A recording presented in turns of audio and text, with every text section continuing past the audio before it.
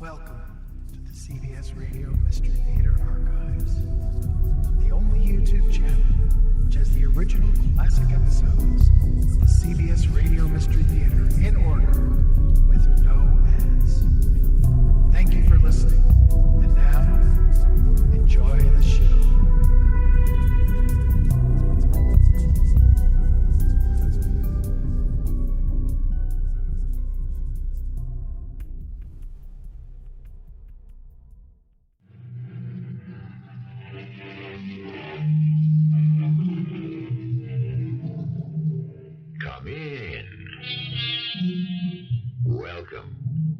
I'm E.G. Marshall. Every man was not born with a silver spoon in his mouth, said Miguel de Cervantes. To which it may be added that even if all of us were, most of the spoons would soon wind up in the hands or the mouths of a very small, select group, which gives rise to the observation, it's not how you begin, but how you end. This is a proposition that is so universally self-evident. Why does it have to be repeated over and over again? Hold it right there. What's the trouble, Sheriff? Right out behind that wheel. Very slow and careful. But what did I do? You know what you did. You stole $100,000 payroll. Me? Oh, no. There must be some mistake. Yeah, that's what they all say. But I'm innocent. Tell it to the judge.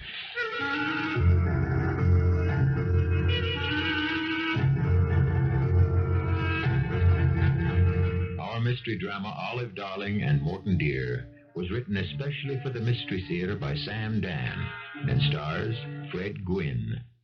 It is sponsored in part by True Value Hardware Stores and Buick Motor Division. I'll be back shortly with Act One. There are those people you never see. Oh, they take up space. They have shape and form, but somehow they simply don't register. They serve you in restaurants. They wait on you behind counters. They perform the 1,001 tasks required by our society. But an hour or even 5 minutes after you've spoken to them, you'd be hard put to describe them. I suppose they're just part of the background of life. And one of these people is Morton Miller. Of course, his wife notices him.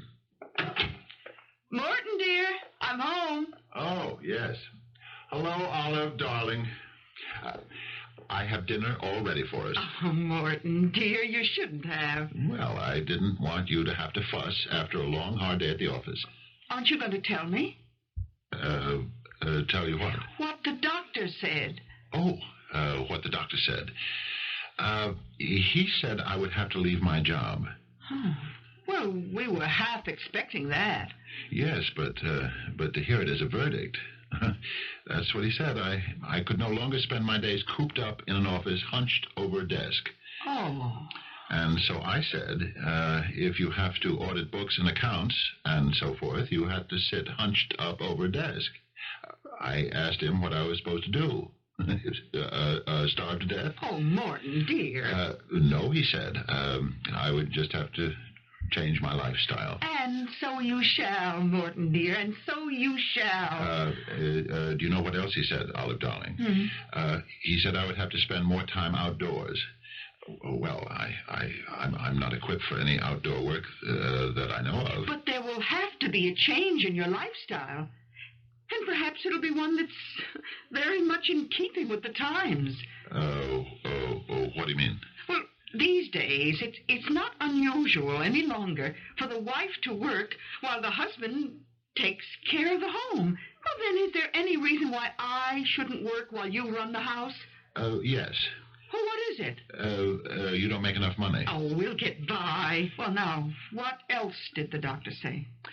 He said I had to get away. Oh? To the mountains. I simply have to start breathing pure air to get my lungs clean. Oh, well, when did he say you had to go? The sooner the better. And to stay for at least a month. A month? Oh, I can't take that much time off. Oh, I certainly have no intention of going anywhere alone. Well, if Dr. Marcus said you have to go, that's all there is to it. But, Olive, darling... Please listen, Morton, dear. Your health is more important than anything else. To leave you for a month? If it has to be. Do you realize we've been married 20 years, Olive, darling? And we've never spent a day apart from each other? Yes, Morton, dear. But there will have to be some changes. I can get plenty of fresh air in the park. No, if the doctor says you need a month of the mountains, then that's where you're going. Where did Dr. Marcus suggest that you go? The further away you get from civilization, the cleaner the air, and also the cheaper the accommodations. Oh, Morton, dear, you're not to worry about money. But, Olive, darling, I know how money works. It's my business. I know we have very little. I was hoping to go up to some town or better, some small village and get a job. A job? Well, maybe I could do somebody's books or something. But you'll be working in an office again. No. I'd sit under a tree on a mountaintop. You're not going away to work, but to rest. Now, promise me you won't worry about money. Promise. All right. I won't worry about money. Good. Now, we'll spend the night packing, and you're going to get into the car and leave tomorrow morning. Tomorrow morning, Olive, darling. Tomorrow morning, Morton, dear.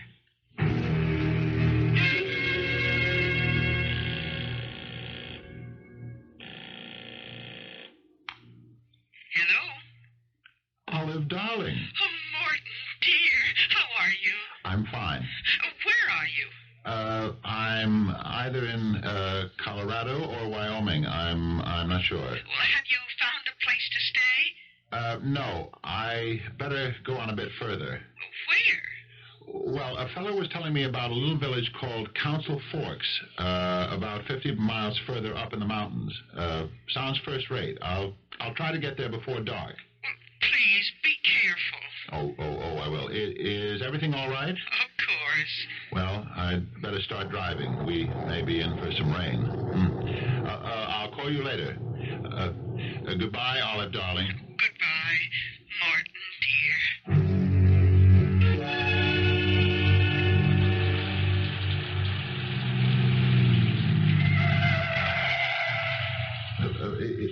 Is something the matter, Sheriff?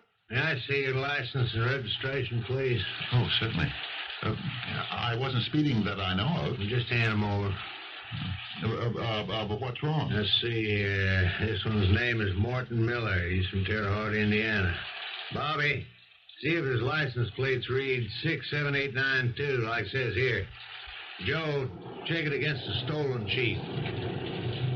Well, now, Mr. Miller, what you doing out here in the middle of no place in this absolutely hellacious rainstorm? I'm bound for a town called, somebody said it was called, Council Forks. Is that a fact? Why would anybody want to go to Council Forks? I was told the air up there is very good. Is that true? Well, Mr. Miller, be advised you're very well covered from four sides. Covered? Now, you please step out of the car. But it's raining.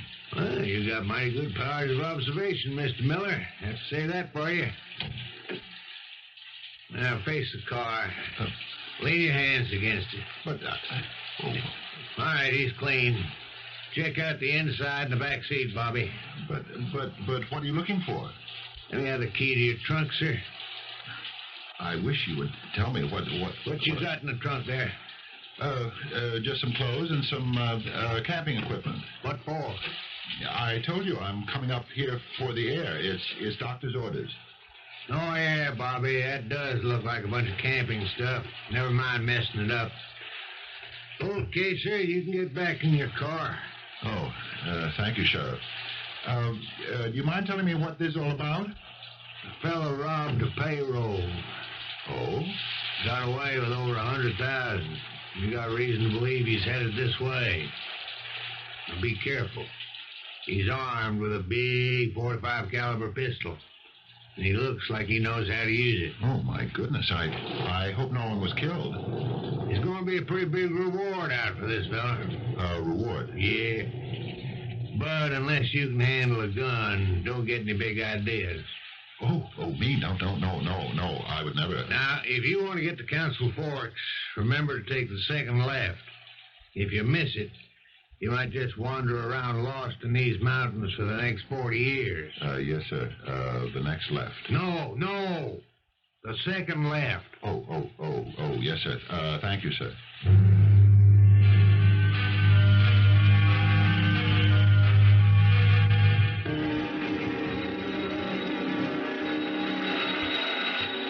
Put up your hands.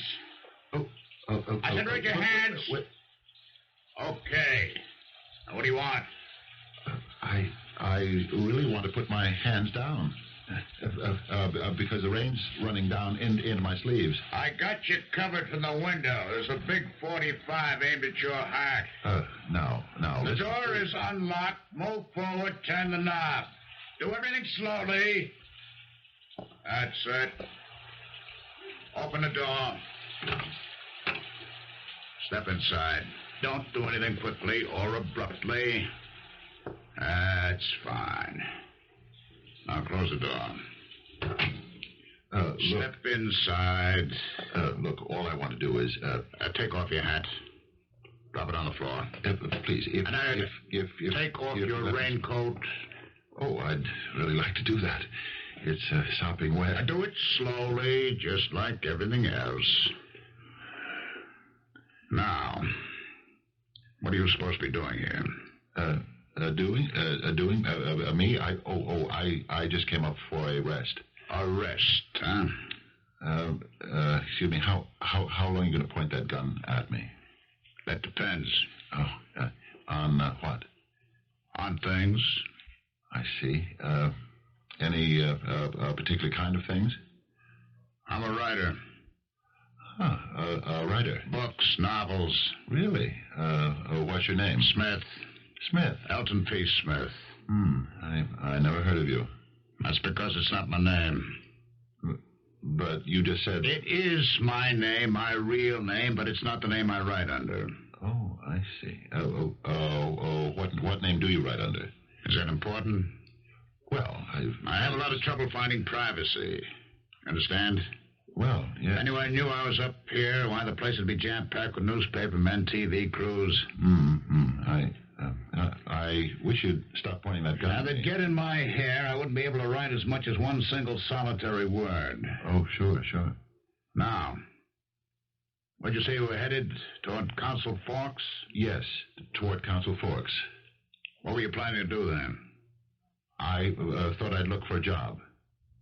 A job? Just for a couple of weeks. A job doing what? Almost anything. What's your line of work? I'm a cost analyst. Offhand, I wouldn't think there's much call for that in Council Forks. Well, I also know how to cook. Cook? Yes. I'm a splendid amateur chef. You know something?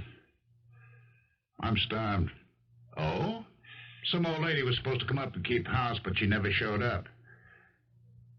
Now, how'd you like to stay here and cook? I got a whole bunch of stuff in the freezer, but I don't know how to boil water, and I'm starving to death. Oh, yes, but you see, I'm really not interested in cooking. So maybe if I could get my car started... You're not going anywhere. What did you say? I said, you're not going anywhere.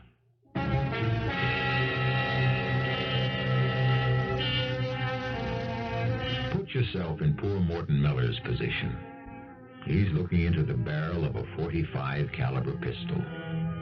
You can look at the muzzle of that gun and see your whole life dance by in review.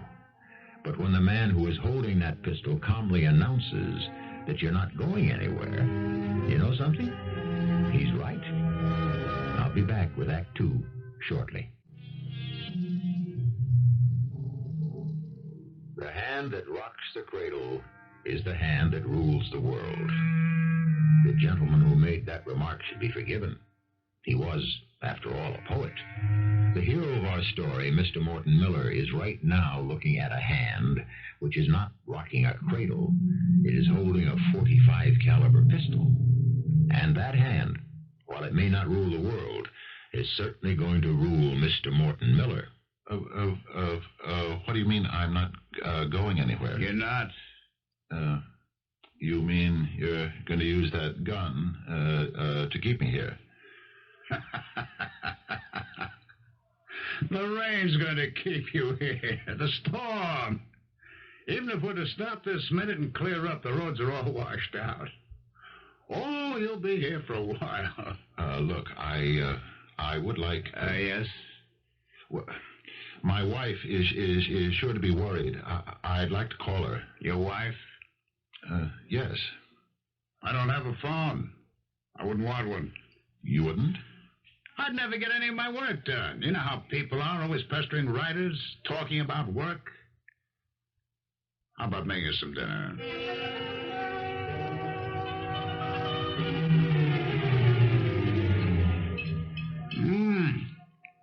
All right. This isn't too bad. As a matter of fact, I can remember eating worse. No. Well, I just threw some things together. Well, looks like you got yourself a job. I'll tell you something. You don't look like a chef. Oh, I'm not really a chef. You know what you look like? No. You look like a cop. A cop? A federal cop. I do? You know why? Because you don't look like anybody. Federal cops, as a rule, have the kind of faces you just don't seem to be able to remember. Oh, believe me, I'm not a police officer. I assure you. Why should you want to assure me? No reason. I believe I'll try another rare slice of that roast. Oh, by all means. Hey, let me have the knife. Very sharp. Oh, certainly. Here. Slice you a piece? No, I'm not hungry. Let's listen to the news, The news? Yeah, it's just about 8 o'clock. Radio's right in back of you. Turn it on, Oh, surely. Daring and dangerous bandit who escaped with well over $100,000 of the Tip-Top Tolliver Company payroll is believed headed this way. The Alvarado Mountain area is a fantastic place to hide out from the law. These woods and hills abound in natural hiding. Sheriff Armand Pendleton asks all citizens to report any suspicious-looking person. It is reported that ladies' skirts will be somewhat shorter this year. You care? Do I care about According to news If from skirts New York, are going to be the shorter leading this news year? source Oh, requested their no, latest turn it release. on. So, there's a bank robber running around loose, Is there? Well, just on the news, didn't you hear? Well, I wasn't really listening. You mean you didn't hear what the announcer said? I only listen to that kind of story with half an ear. Half an ear. That's very interesting. Well, there's so much of it. I mean, violence of one kind or another. Is that so? And this fellow who robbed the Tip-Top Tolliver Corporation, he didn't kill anybody. No, he didn't. Well, I don't know about you, but I'm ready to turn in. Oh, look, maybe I might be able to get my car started after all. Well, you forget you've taken a job here. I have? Why, certainly. You're my cook. I beg your pardon. Chef. Well, Look at how nice and easy it is, Just a cook for the two of us. But I was thinking... Your room's at the top of the stairs. Very nice, large, airy room, private bath. But I really should... I'm doing this for your good, you know. Oh, thank you, but... You're welcome. Now, let's not say any more about it.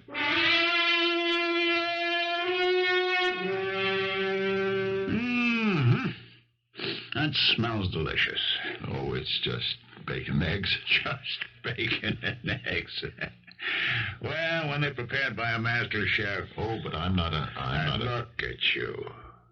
Look at you. Your clothes are wet. Well, they're still wet from last night. That's more recently. How'd that happen? You were thinking of leaving. I guess the rain was too much for you, huh? No, I just went to my car to get some dry clothes. Is that what you did? Yes. Then why didn't you put them on? I thought I'd make breakfast first. Here's a man who's not only an expert at his job, he's also devoted to his duty. Why don't you switch on the radio? We can hear the news. There is still no word on the man who robbed the Tip-Top Tolliver Corporation, except that police are positive he is headed for the Alvarado Mountains. As a matter of fact, he may very well be there now. The bandit is polite and well-spoken. And that's really all we know about him, except that he stole $109,000. Timothy Tolliver, Jr., president of the corporation, has announced a $10,000 reward for the apprehension of the criminal, dead or alive. On a less gruesome note... Lieutenant, now, what do you think of that? A $10,000 reward. For whom? For the fellow who robbed the Tip-Top Tolliver Corporation. Oh. A man could be tempted. Tempted to do what? Turn this fellow in. Oh. Well, first he would have to find the robber, wouldn't he? Yes, I suppose he would. I wouldn't want that kind of money. You mean you don't need $10,000? Well, maybe I do need it, but I certainly don't want it. I don't approve of that kind of thing. What kind of thing? Being, I suppose you would call it, being an informer. I see. Now, you take that robber. They say he's headed for the Alvarado Mountains, and that makes sense. Yes? He could have found himself somebody's old summer house. Nobody comes here till after the spring rains. So he has at least 6 weeks or a month to lay, that is, to lie low. Go on. And even if someone happens along, he can say that he's a writer who needs privacy. Except what? Except I don't see any typewriter. You don't? No. Well, not all writers use them, you know. Oh. Me, I like to write with a pen, a long yellow pad.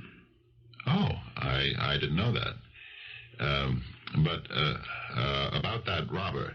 Yes? Well, I want to say he wouldn't have anything to fear from me. He wouldn't? No, sir.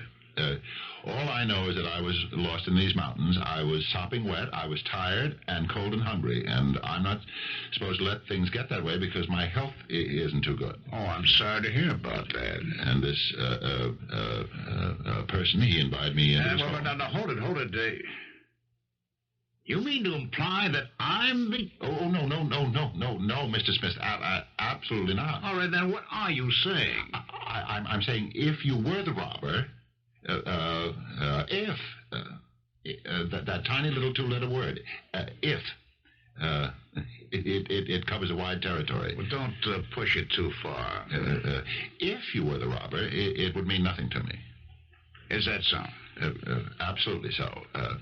To me, you are the kind human being who gave me shelter from the storm, food and drink, and even a job.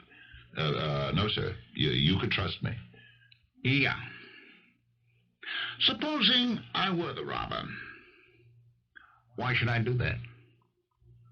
Why? Why? That's another important little word, just like if. I have, you see, this .45 caliber pistol here. I see it. Why shouldn't I put a slug through you? Because. Because why? You better think fast. If I were this robber, I'd realize there's a reward on my head. Why take chances? One bullet, and it's over. And I could toss your body out over the cliff where it wouldn't be found, in 100 years. If I were the robber. Why shouldn't I do that? Because that's not the kind of man you are. How do you know what kind of man I am? Well, maybe you're a robber, but you're not a murderer. I know human nature. I know you wouldn't shoot a man in cold blood.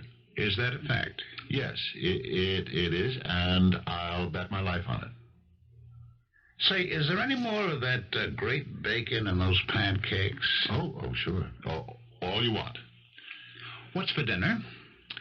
Some boeuf bourguignon. Boeuf bourguignon?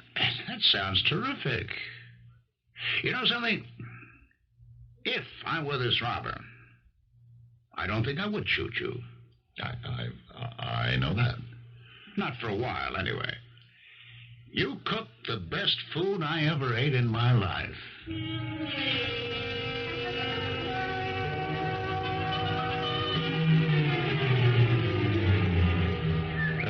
Good morning, Mr. Smith. Good morning.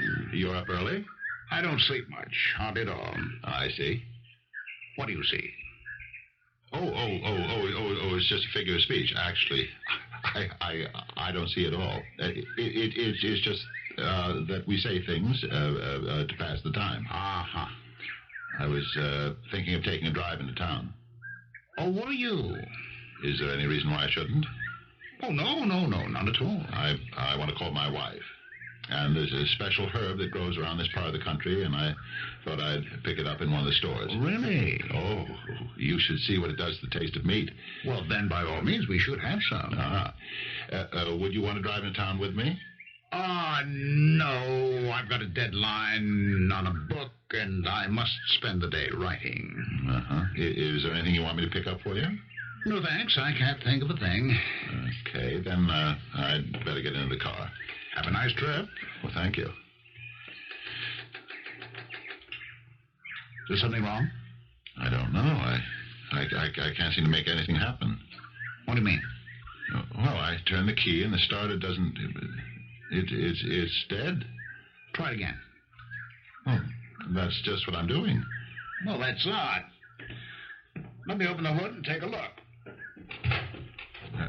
I have a brand new battery, and I just had a tune-up. What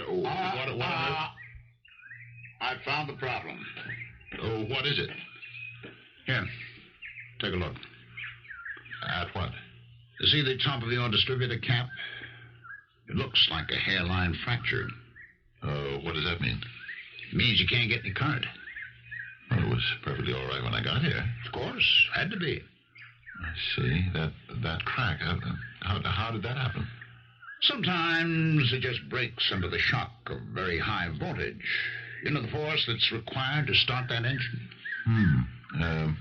Could it have been broken? Been broken? How? Well, someone could have given it a sharp blow with a hammer, or something. That's possible, isn't it?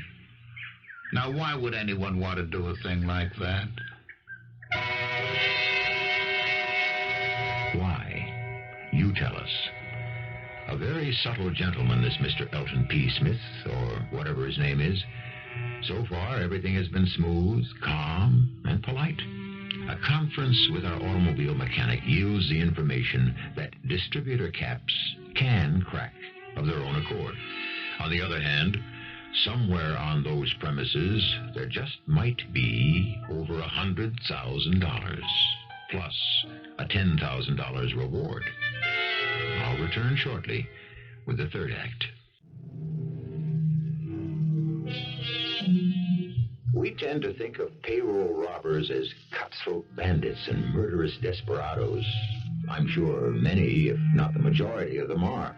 However, sometimes you come across a crook who's just like anybody else. He really doesn't like to kill people, and all in all, he may be a very reasonable person. This doesn't excuse him. It just adds to the infinite variety of the human race. Two members of the human race are discussing matters high on a Colorado mountaintop. I'm sorry she's cracked on you. How could a thing like that happen? You notice how I just referred to your distributor cap as a she? All of a sudden. Why do we do that? Refer to pieces of machinery as she.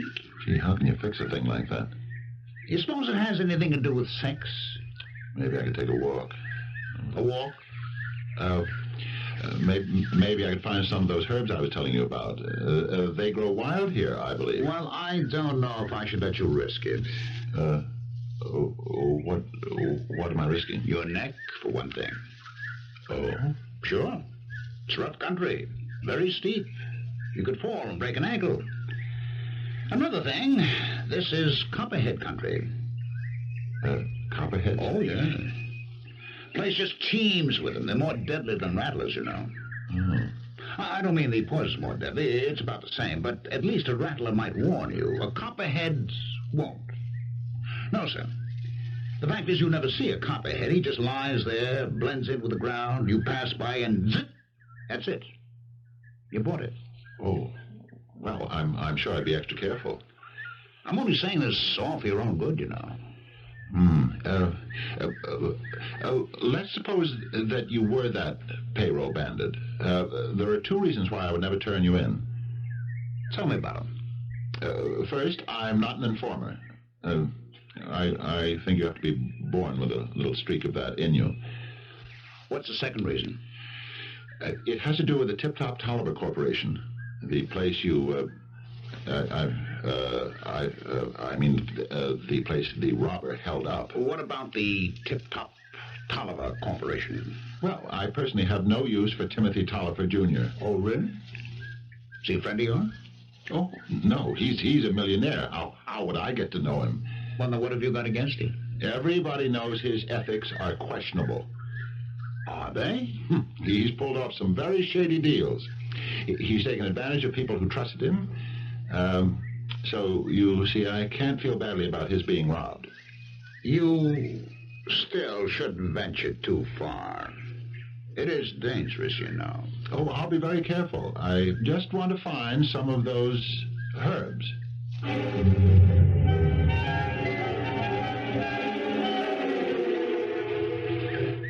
Let's see, the main road should be... If I keep on walking in this direction, maybe I can come across it. What's that? What's there, Bolivar?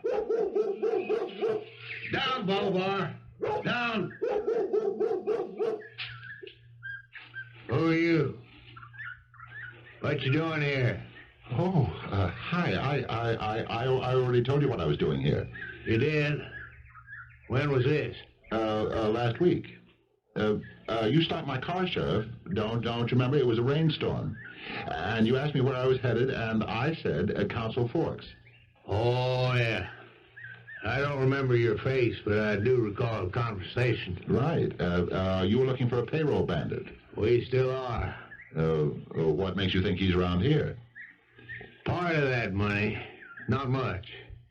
Maybe about $1,000 worth was in $50 bills. Oh. And they were marked.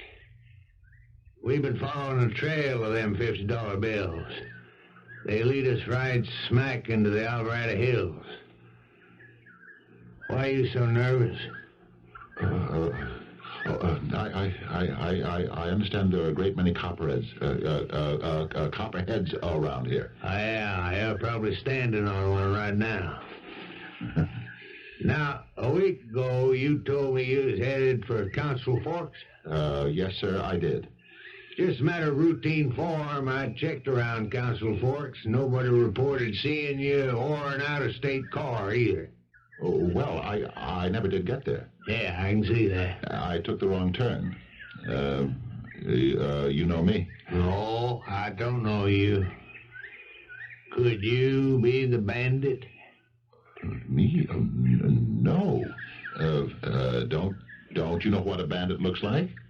They come in all shapes, sizes, and colors. Let me give you my driver's license. It has my picture on it, so you know it's mine. Okay? Check it.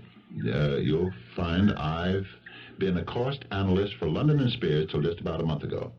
Call my doctor, Dr. Benjamin Marcus. He'll tell you he sent me up here for my health. Never mind all that. Just tell me why you're so nervous. But I'm not. I've been a sheriff 40 years, and I know the signs. A week ago, you said you was headed for Council Forks. Never got there. I told you I got lost. Well, where you been spending your time? Where?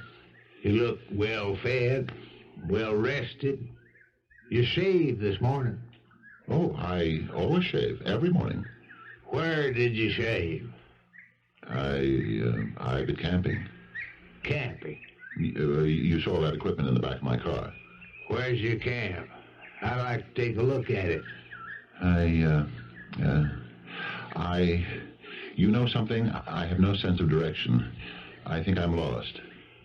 Where's the fellow that robbed the payroll? Now, let's get down to facts. You ran into this guy. I don't know what you're talking about. Yeah, but I know. Tenderfoot like you trying to let on that you could camp by yourself in this wilderness. You had to stay with somebody. Admit it. Now look, there ain't nobody supposed to be living in a 20-mile radius of this place at this time. So you ran into this fella and you're staying with him. He don't let on who he is, and it never occurs to you because you ain't trained to spot these outlaw types. Admit it. I admit it. Now, where is he? Where's who? The fella you're staying with. You have to tell us, because if you don't, you become an accessory.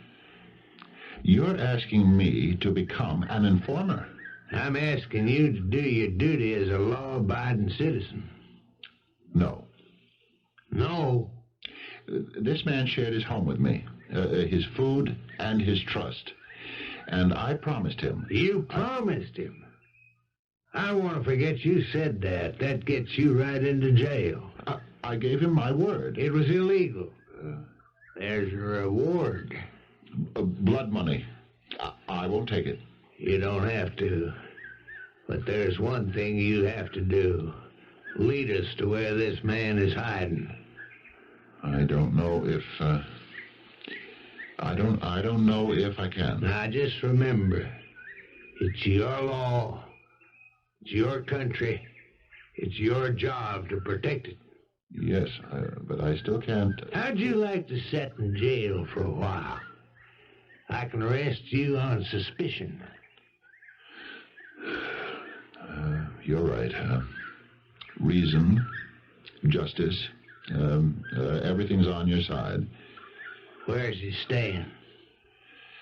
The name on the door says, Maltby.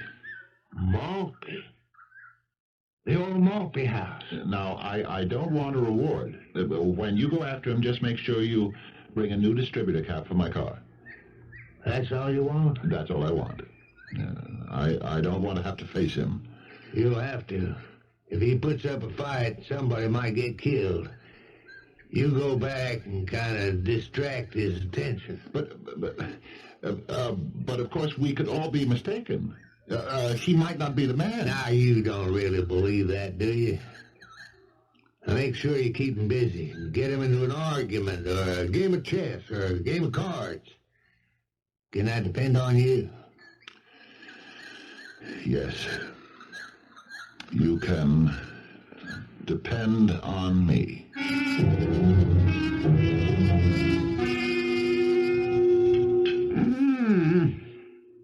This is fantastic. I never tasted anything this good. You must have found those herbs, eh? Yes, I did. What's the matter? You look under the weather. Is there anything wrong? No. I just have to have another helping. Say, that isn't fattening, is it? Oh, I don't think so. Freeze! Oh, say, what's the idea? You're under arrest. What for? Just shut up while I read you your rights. Now, look here. I'm a writer from New York. Mr. Maltby let me use his house. You can call him and ask him. Mr. Maltby is mountain climbing in Switzerland someplace. He won't be back for 6 months. See what's in that packet, Bobby. Is there more in that drawer? Look at these. Now, wait. I never saw that before in my life. $50 bills. If I compare the serial numbers against the stolen ones, will they be the same? Look, Sheriff, I am... Tell it to the judge, Mr. Smith. I'm sorry, Mr. Smith. I'm sorry.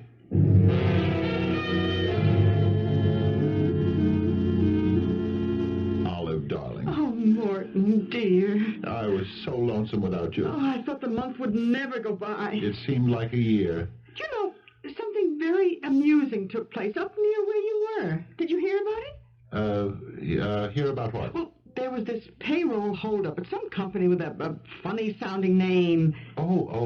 Tip Top Tolliver. I may have read about it. Yes.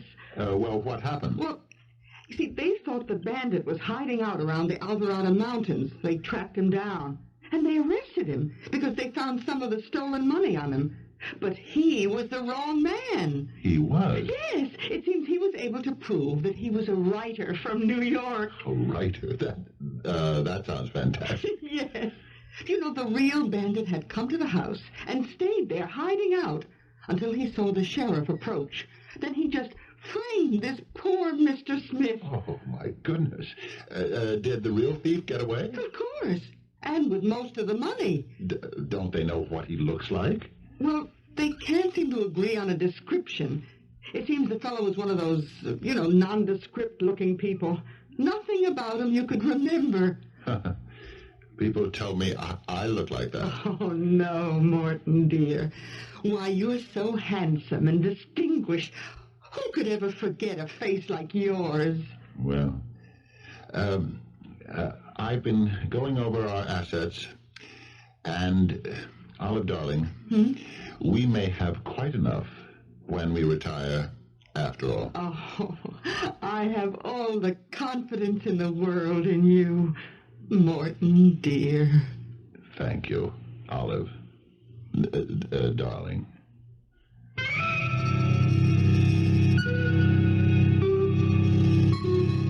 Chalk one up for the plain people of this world. Not that we necessarily approve of Morton Deer's methods. I'm sure there are those of you who feel that he did not receive his just deserts. But of course, in the banquet of life, so many of us don't receive a full portion of our soup, appetizer, and main course either. I shall return shortly. The face of the clerk, the waiter, the cab driver, a thin, elderly gentleman sitting across the aisle on the bus. That middle-aged lady with mousy-colored hair and glasses. How many of these faces can you remember, even 10 minutes after you encounter them? How many do you even see? How can you hope to sense the drama that may be seething inside one of them? Some of them, all of them, or perhaps none of them. Our cast included Fred Gwynne, Ralph Bell, Bryna Raeburn, and Robert Dryden. The entire production was under the direction of Hyman Brown. Radio Mystery Theater was sponsored in part by Buick Motor Division and True Value Hardware Stores. This is E.G. Marshall inviting you to return to our Mystery Theater for another adventure in the macabre. Until next time, pleasant dreams.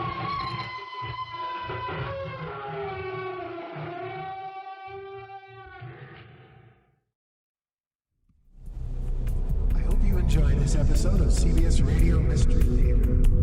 If you've enjoyed this and want to hear more, please subscribe to the